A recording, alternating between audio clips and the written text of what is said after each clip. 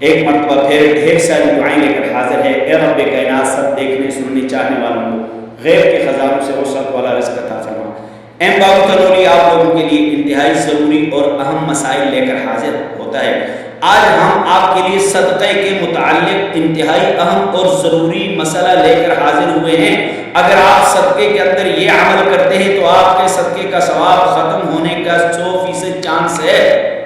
اگر آپ صدقے کے اندر یہ عمل کرتے ہیں، اس طریقے سے صدقہ دیتے ہیں، تو آپ کا صدقہ ختم ہونے یعنی صدقے کا ثواب آپ کو نہیں ملے گا۔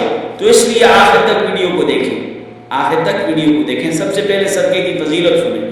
آپ علیہ السلام کا فرمان ہے کہ صدقہ جو ہے لطفئ غضب الرب، اللہ کی ناراضگی کو رضا میں بدل دیتا ہے، اللہ کے غصے کو صدقہ ٹھنڈا کر دیتا ہے۔ اور دوسری حدیث کے اندر آیا ہے، آپ علیہ السلام نے فرمایا کہ جتنی آنے والی مسائل ہیں صدقہ ان مسائل کو دور فرما دیتا ہے۔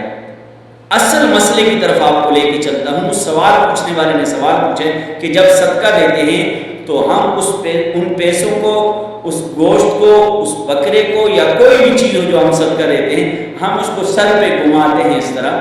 اگر گاڑی ہم نے لی ہے، کاروبار کرتے ہیں، اس کے ارد گرد گھمانا کیا قرآن اور حدیث سے یہ ثابت ہے؟ سر کے اوپر گھما کے جی یہ صدقہ ہے، بکرا گاڑی کے ارد گرد گھما کے یہ صدقہ ہے، بکرا اگر کہیں فیکٹری کھولی ہے فیکٹری کے اندر گھما کے یہ صدقہ ہے، اگر کہیں کوئی دکان کھولی ہے دکان کے اندر گھما کے یہ صدقہ ہے، گاڑی لی ہے بکرا ذبح کر کے اس کا خون گاڑی کے ٹائر پہ لگاتے ہیں، جی یہ صدقہ ہے۔ ان چیزوں کا قرآن اور حدیث سے کیا ثبوت ہے؟ تو صاف صریح الفاظ میں سن لیں، یہ بالکل قرآن اور حدیث سے اس کا کوئی تعلق نہیں ہے۔ آپ سر کے اوپر گھماتے ہیں، اس سے کوئی اچھے اثرات نہیں ہوتے۔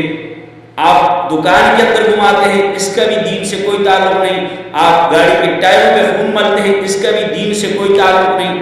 آپ علیہ السلام کا فرمان ہے، قیامت کے دن 7 لوگ ایسے ہوں گے کہ جن کے اوپر اللہ تبارک و تعالیٰ سایہ فرمائیں گے، جس دن کسی کے اوپر کوئی سایہ نہیں ہوگا۔ ان 7 لوگوں میں سے ایک وہ ہے کہ جس نے ایک ہاتھ سے صدقہ دیا اور اس کے دوسرے ہاتھ کو پتہ نہ چلا، اس کے دوسرے ہاتھ کو پتہ نہ چلا۔ تو اس لیے میرے بھائیوں، میرے دوستوں، میری ماں بہنوں، اس مسئلے کو اچھی طرح سمجھ لیں کہ یہ گھمانا پھرانا، یہ ٹائروں پہ خون لگوانا، یہ فیکٹری کے اندر بکرے کا چکر لگوانا، اس کا قرآن اور حدیث سے کوئی تعلق نہیں ہے۔